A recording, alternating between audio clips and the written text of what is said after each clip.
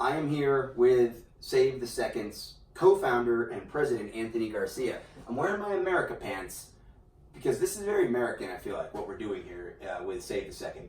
Yes, sir, indeed. And those pants are legit. They are. These were a gift from the internet, so I appreciate it. You know who you are. Don't challenge me to America pants. I will not only put them on and wear them on video, I'll probably wear them around town. Very rarely. He does. Maybe you'll see him in a class. Save the Second. Anthony Garcia and Ron Carter founded this thing, and what I think hasn't come out in public really in any specific way is what made you want to do that when you decided to do it. So like, what was the impetus? We know what the mission is, and we'll get to that. We'll recap a lot of that for people in case you're just tuning in, but this is the Save the Second YouTube, and we've got the website, savethe2a.org. You can find out all the details on the big picture, kind of what's facing the front and what's come about. I'm now on the board, Andy Lander's on the board, Steve Hoback is on the board, along with you and Ron. You extended invitations to a few other people to join you guys, but what was going on like the day you said, yeah, let's do this, just the two of you? The story actually starts a couple days prior to that. I was talking with a mutual friend of me and Ron's, and we were talking about the issues going on with the NRA. And, I was just talking to my friend, it's like, hey, what if we got a group of NRA members together?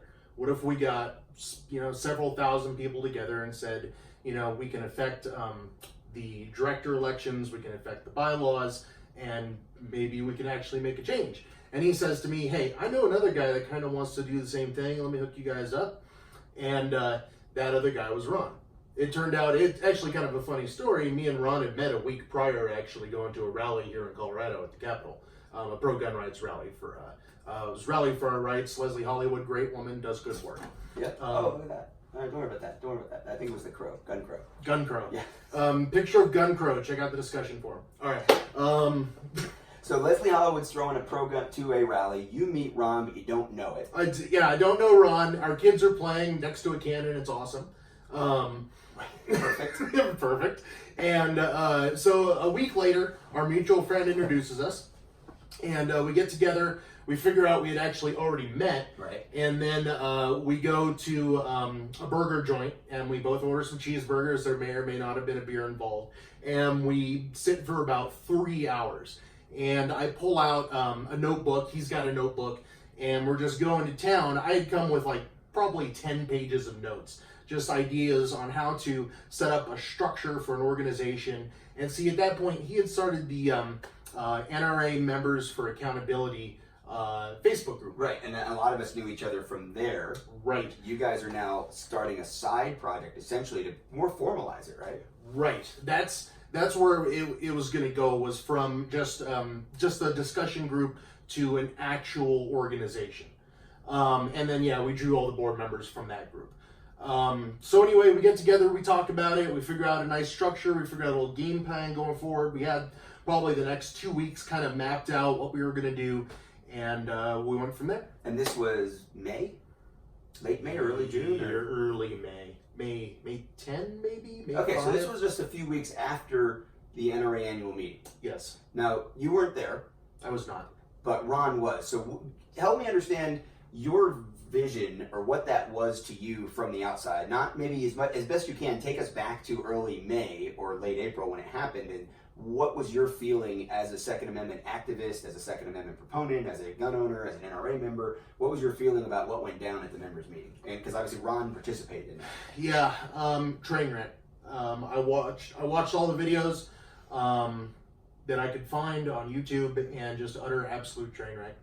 I kind of wanted to scream, but I didn't, because I didn't want to wake my kid up. But it was just a feeling of helplessness, that I couldn't do anything to influence this situation. And it's like, darn, I wish I'd been there. But let's do something now.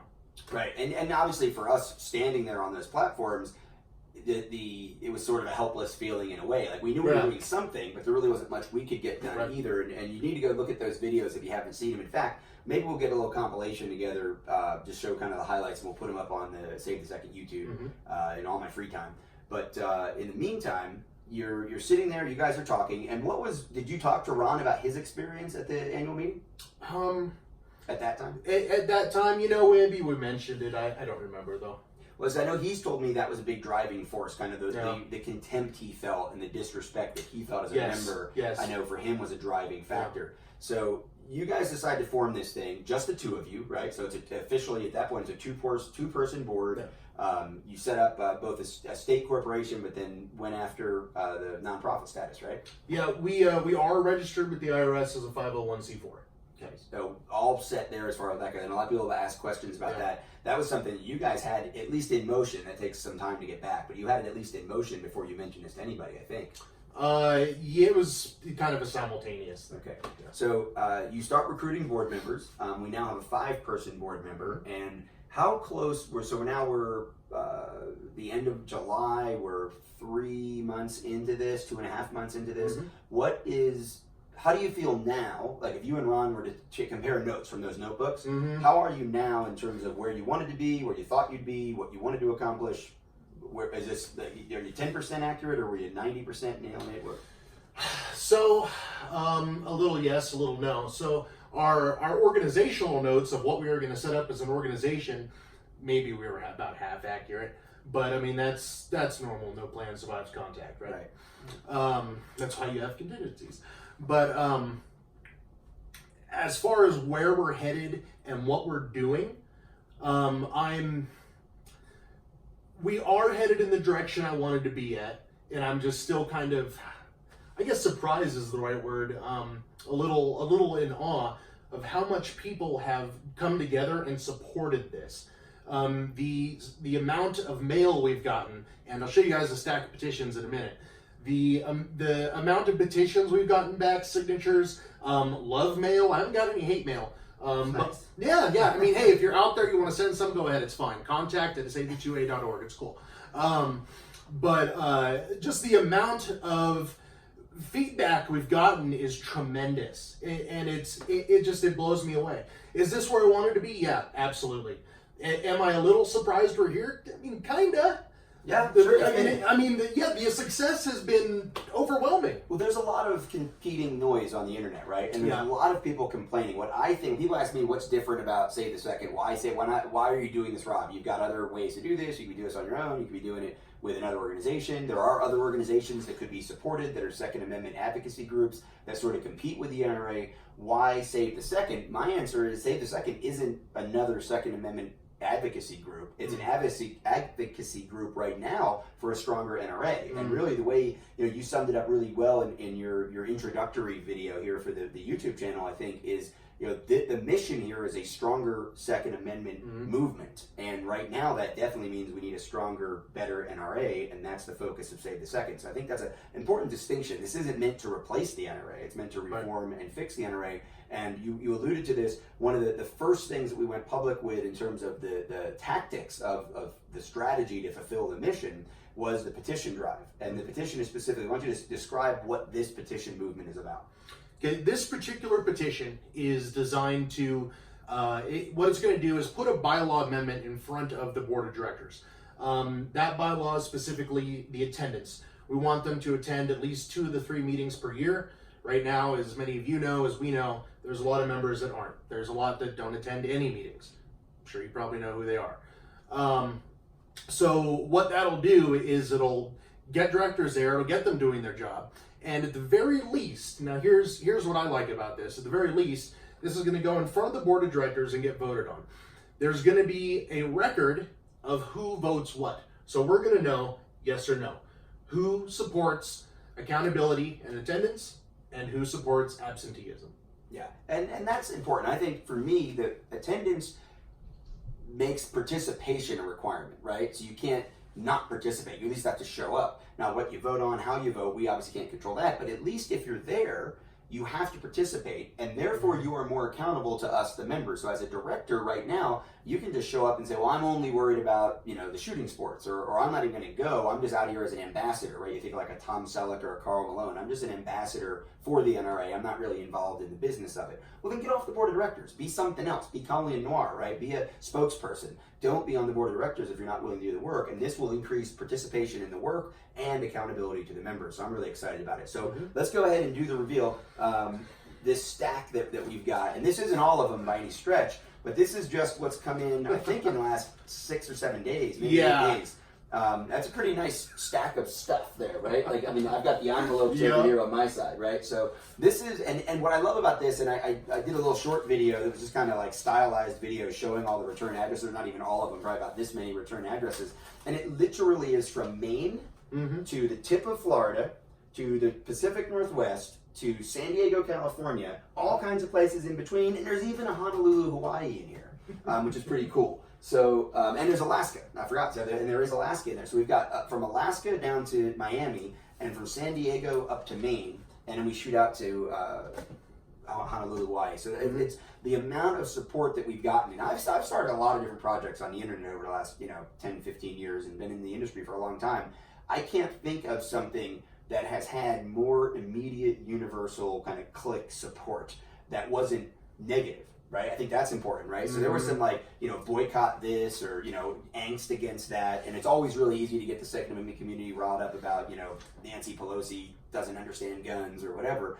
But or 9mm versus 45. 9mm versus 45, silly stuff. But this is the first time I can really remember something that's really positive, right? It's here. We want to have a positive effect. We need your help. We need your work. Here's what we want to do to fix something. Not just the complaining, and that, again, that's what distinguishes Save the Second from a lot of the other entities out there that are, quite frankly, there's a couple people I think that are sort of capitalizing on this, saying, hey, support our group instead of the NRA, since the NRA is a disaster, or people who are saying support this other group instead of the NRA because the NRA is disaster because now they're aligned with that other group, right? And I think Save the Second has done a really good job of that. In fact, we're starting to have to police the comments in some of our Facebook and Instagram presence to keep the people that are coming in and trying to recruit for other groups. We really are here not to destroy the NRA, and that was one of the misconceptions, I think, or misperceptions that people had at the beginning. How have you been dealing with that accusation? Now, that's something I've heard a number of times, especially from members on the NRA board that are trying to malign us. That accusation that we're trying to destroy the NRA, we're trying to tear it down from inside, I don't know how to say this other than this, but nothing could possibly be further from the truth. The NRA, as far as gun rights groups go, and this will probably get some comments, I believe is the 800-pound gorilla in the room. It's the heavy hitter. And in order to properly protect, promote, and expand the Second Amendment, and that's our vision, our overall vision, we have to protect that gorilla and rebuild that gorilla, if that analogy makes sense. Yeah, it does. If you think of it as like a cyborg gorilla. A cyborg gorilla. That we need to rebuild. Yes. With guns for arms, yes. Yeah, like, battle gorilla. Something. So the problem is it's been taken over, right? Yeah. So it's got like a virus in there, like the Klingons or whoever put something inside of this 800-pound cyborg gorilla. We're just going to keep going down this road now. Forget it. But we got a gun pro. So what's happened is it really has been co-opted. The NRA has been co-opted to serve a very few people who've been making a lot of money and a lot of kind of social capital, power, influence in the gun community, outside the gun community. Obviously, there's some tendrils that go into the Republican Party. There's a lot of drama if you really look at what's happened at the NRA over the last 20 years. And that's what we want to stop. I think I speak for us when we say that's a big part of this problem, is that very few people are right now controlling what's going on at the NRA, and none of them seem interested in listening not only to the directors as a whole group, but especially the members. Could not have said it better. So that's a little bit on the background and the mission of kind of how Save the Second came to be, where we are, where one of our co-founders wanted us to be, and I appreciate that. This is the first time I've really asked you that question, because I think that this petition, now that we've been successful in getting the number of signatures that we need, and we know a lot of them are still coming in. Officially today was probably the last day to get those in the mail to be counted. So, I guess we could say here and now that, yes, we firmly believe that we have enough qualified signatures of voting members to be successful in this petition movement. There's always the Robert's Rules of Orders, parliamentary procedure shenanigans. We expect that this now will be voted on. We know that we have the support of many directors to have this voted on. We even have 2 candidates that are running to be on the board that want to get onto the ballot next year who've signed. I saw their names, maybe more than that, but I saw 2 of their names in the list. So we really do appreciate all the support, all of the emails, even the back channel communication that says, hey, I'm not sure where to go with this publicly, but I love what you're doing, and wish I could get on board. More and more people are falling, by the way, to the right side of history on this. I mean, who are some of the big hitters you've seen recently come on board, or just have you noticed that trend? Yeah, a few actually, and just a couple of days ago we had Director Mills. Right. Director Mills' letter that dropped. That was an amazing, absolutely well-written letter. Yeah, the owner of Gunsight, Buzz Mills. Tom Gresham was one of the big ones for me to see as an established, relatively conservative voice in the firearms media, followed quickly by Michael Bain. Of course, Mark Walters, who I do a lot of work with, has been banging this drum now since the NRA annual meeting, and he was very cautious. He was even, he was sort of tugging on my string for a while, like, hey, we don't need to beat up the NRA quite so much, But a lot of people are realizing that it's not the NRA we're beating up; it's the NRA we're trying to save from the people who have co-opted it. We're going to start seeing a lot more of those big hitters coming over. I mean, it's like a teeter-totter, right? Like, which side is getting heavier? Our side's starting to get a bit heavier, and eventually, people are going to see what's going on, and we're going to be getting more from our side. Now they're starting to see a lot of people coming over, and it becomes less onerous for them to do so. Right. There's less risk involved. There's less risk involved. I'm not saying there isn't. I get it. There are still some risks. There's people on the board who are afraid of lawsuits. They're afraid of legal ramifications of being openly against Wayne LaPierre. They've been threatened. They've been intimidated. They've been bullied. Whatever word you want to use. So I don't want to disrespect that movement. But there is going to come a time when you're just jumping on board because it's so obvious, right? So I mean, people need to make this decision sooner rather than later. Because eventually it's going to be, oh yeah, I really wanted that to happen, and you're saying it in the past tense, but it's already happened, and we want more people helping us make it happen. There's a lot of business considerations too for people.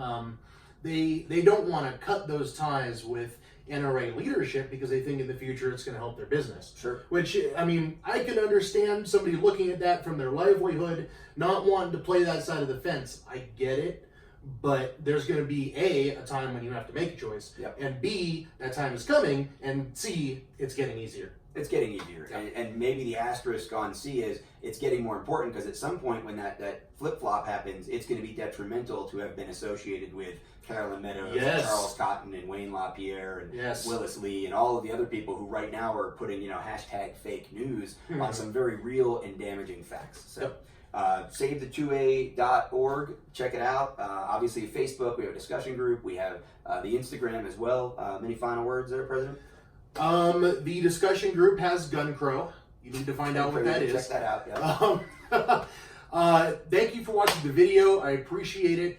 And one last thing, if you want to get involved, he just said the website, the Facebook, the petition's already done. Go to the website though, sign up your email address, get on our email list. Let us know if you're a voting member or not. That's extremely important so that we know how many voting members are with us, how many are following us. The amount so far that have signed up is staggering. We're not going to release numbers quite yet, but it's staggering. Together, all united, we do actually have a chance to make a difference here. This is not an unwinnable fight. This is not it's David versus Goliath, but David's got an AR. Like this is. And I'm pretty sure most of the Goliath side wouldn't know how to operate an AR. Even a double-barreled shotgun, maybe, but most of those guys aren't AR guys. So don't think this is unwinnable. Come and get involved. We need your help, and we can do this. Thank you for watching.